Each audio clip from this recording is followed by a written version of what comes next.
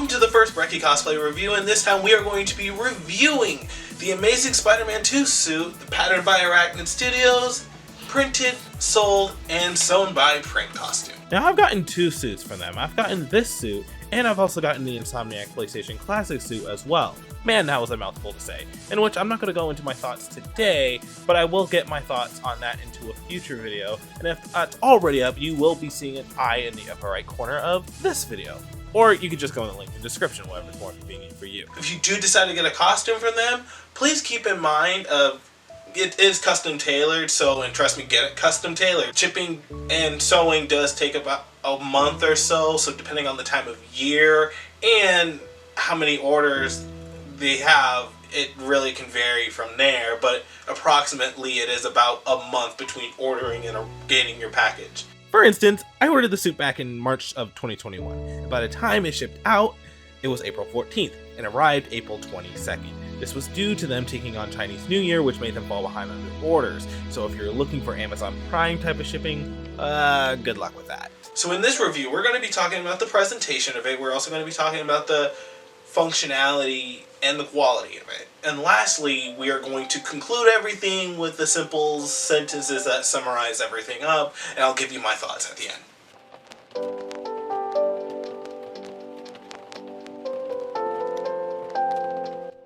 So for the base pattern, I went with the Arachnid Studios pattern on colored fabric, just because for me personally, I really wanted to feel like I was getting inside of a Spider-Man suit. But let's be fair here, that's completely just a personal preference. You don't have to opt for colored fabric if you don't want to. If you'd rather just save some money, or you just don't care about colored fabric, white fabric is completely valid.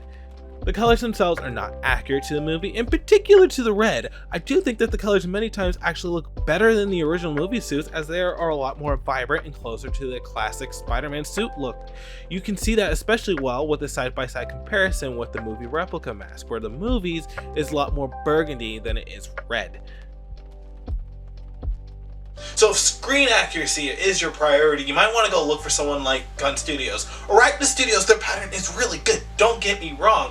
I really like it, but again, if it's screen accuracy, that for you. But if you do like it, I don't really have many things about this particular pattern that aren't just being nitpicky for the sake of being nitpicky. Moving on to the mask, normally these suits come in a one piece, but I opted to separate the mask for convenience sake. So if you want to have a clean look from head to toe, go with the one piece. There will be no breaking the web lines, and it'll look just like how the movie suits look. But if you don't mind tucking in the mask underneath the neck, go for a two-piece. Honestly, you wouldn't even notice it if you're not paying attention. Now, these suits don't really come with lenses on them, as many people who do order from them do tend to go with their own face shell and lenses, such as me, where I get my own and then I add it on to the actual suit. But I don't get the ones with the suit, but they do have an option if you want to get it. You can get it with attached lenses if you don't like a face shell like this, or if you do like a face shell, they do have one that's more budget friendly on their site, and you can add it on with your order. So for this review, I didn't think it was totally necessary to have their lenses, but I do think it's necessary to talk about if you're not aware about it. Moving on to screen printed emblems, keeping a long explanation short, they're basically just emblems that sit on top of the cloth instead of being part of the cloth and the pattern itself. Not gonna lie to you, they can make your suit seem to have more quality to it,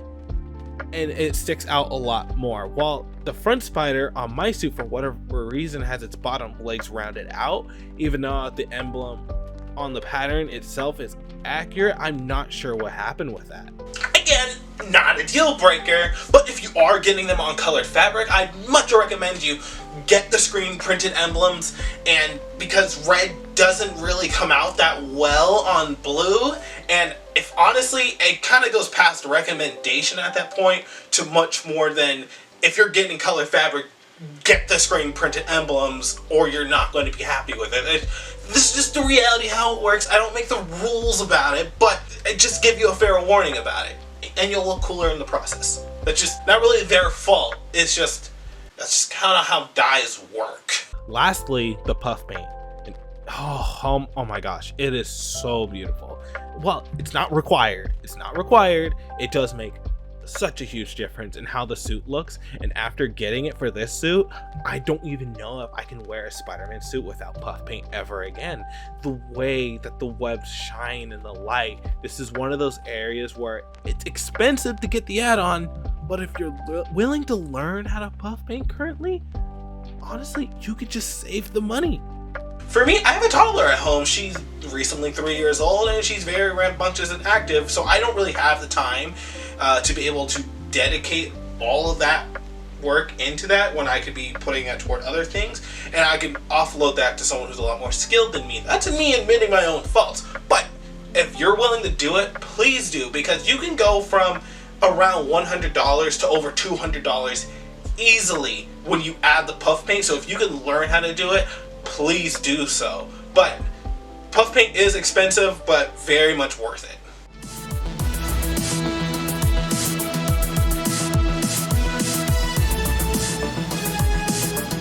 This is where the most important part of the review comes in.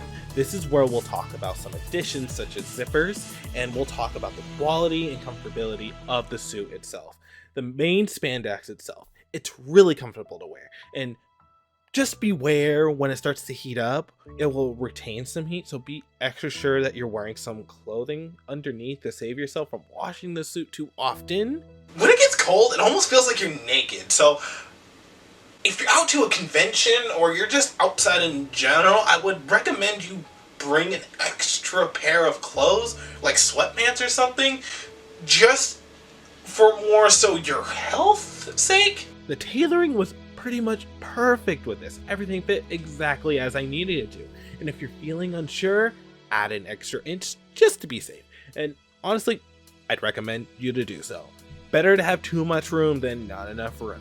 Surprisingly, the finger lengths are just the right size. I was expecting it to be a little bit bigger since I never gave them a finger size, or so to say, but hey, you're not getting any complaints from me. Moving on to the puff paint. After almost 8 months of usage for both conventions and YouTube videos, TikToks alike, most of the puff paint has held up pretty well. And the only time where the puff paint has worn itself out was on my neck area of the mask and my fingertips. But this is fair since my neck constantly gets stretched out from my head, and since that gets tucked into the neck part of my suit, you won't even notice it anyways unless you're intentionally looking for it. It's the same thing for my fingertips. I'd assume my hands are pretty active and my fingertips would be even more active on top of that. So I'd assume they'd be just as worn out, if not even more worn out than the neck. Plus, if I want to fix it, I'd only have to just spend about another $5 to go redo those parts. And as of right now, I don't really feel any incentive to. I mean, I guess except for now, because sometime after writing this script and I was doing much more videos, some of my puff paint off this is still more so near the neck area, but you know, it's a little bit more noticeable. I don't even know if you can even notice it on camera, but yeah. Shoes! I opted for Kung Fu shoes, or flats as some of you may know, that are located on the inside of the shoe, and the sole is placed on the outside. And of course, this is for taking the suit outside of your house. And on this particular suit, it was a bit hard getting into them at first. I'm not sure if this was due to how they were packaged or the puff paint drying up. I'm not sure what it was. But when I first got it, it took both my girlfriend and I a long time just to make enough room for my feet to slip in. And comfortability wise, I think they work fine, but I think if you're going to be standing for long periods of that time, like think of it like a convention for example, I'd highly recommend adding some insoles to help alleviate some of the stress on your feet, as after a while you're going to be feeling it. And overall, the shoes are good and I don't have any complaints about them. Lastly, the zippers. Like, I decided to get the U-zip, the wrist zips, and the ankle zips. I'm not doing that for convenience, but I have so many mixed feelings. I don't know. The U-zipper, even with extensive use, it's worked just fine. 8 months later, and there haven't really been any notable problems that I can find with it. I could put it on the suit, and both I or someone else who's zipping me up can easily do it without any problem. Awesome. The wrist zippers. The main purpose of these is to conveniently take off your gloves without taking off the whole suit. or at least the first half of the suit. And functionally, they work. It's easy to get your hand in and out, grab your phone, go right back in if you want to just eat something real quick, without even ruining the suit. It's great. The one thing that does get annoying about them is constantly having to tuck end ends in, so it's not as simple as zipping up. Again, it's not a deal breaker, a minor annoyance, but this is one of those add-ons that I would still recommend even with that annoyance, because I think it's still worth it. The ankle zip is really where the criticisms come in. Much like with the wrist zips, these are more for convenience, right? But more of like trying to get yourself into the suit without struggling as much. You know, especially when you have shoes. And they help. Trust, they really do help. They really do help. For the short term, these work really fine, but 8 months of use, again, keep in mind, these are after 8 months of use. That's really not that long of a time. For whatever reason, the ankles somehow work themselves. They're still functional. They haven't like completely broken, but for whatever reason at the bottom, they get super warped that it's really hard to zip them back up. Now I have to keep them a little bit from the bottom so I can still work my leg in there and zip them back up. It's annoying. It's one of my biggest criticisms of the suit, if not my biggest criticism of the suit. I still recommend it, but be wary of this issue that I've had. It could just be a one-off on me, but I want others to be aware of this.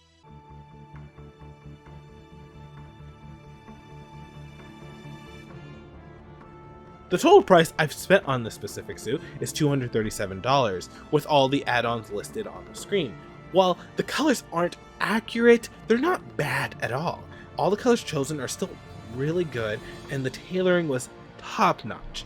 The screen print emblems along with the puff paint are really well done, and none of these compromises suit's comfortability or quality.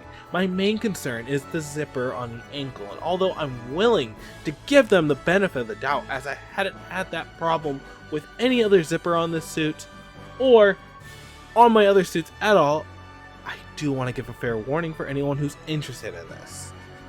So if you're going for screen accuracy, I don't think this suit is necessarily for you. I mean, like I said, the colors aren't 100% correct to it, but honestly, in my opinion, I kind of like it better. But if you're going for screen accuracy, I don't really recommend it. But if you are trying to get something that is a lot more budget friendly, and you won't be spending thousands upon thousands of dollars for it, then I can definitely recommend this for you. It's just one of those suits that I just love wearing. Every single time I put it on, and every single time I put it on, I just absolutely feel like Spider-Man. Even with the faults it has, I just can't recommend this suit enough. Even with those warnings, if you're interested, I will leave a link to PrintCostume's website, and particularly this pattern, in the description below. I recommend going around and going find some cosplayers that are out on YouTube. They might have some discount codes out there. I haven't used some in a while, so I don't know how many are still valid right now, but please go out and go look for those, and you might be able to get some money off. You know, mine basically equivalates to free shipping, so I'd much recommend you take that route. You know, try to lessen the amount as much as possible. So with that, that ends this video. Please make sure you check out the Discord. The link is going to be in the description below. We talk about a lot of nerdy stuff in there. We just generally have a lot of fun, so come hang out with us. We're really cool over there. And subscribe to the channel, leave a like on the video if you enjoyed, and I will talk to you guys in another video. And let me know what other kind of videos you want to see from me. You want to see the face shell review, you want to see a replica mask review. I do have some content, ideas that I do have. I want to get your guys' thoughts. So with that, I hope you guys have a beautiful night and continue being great people.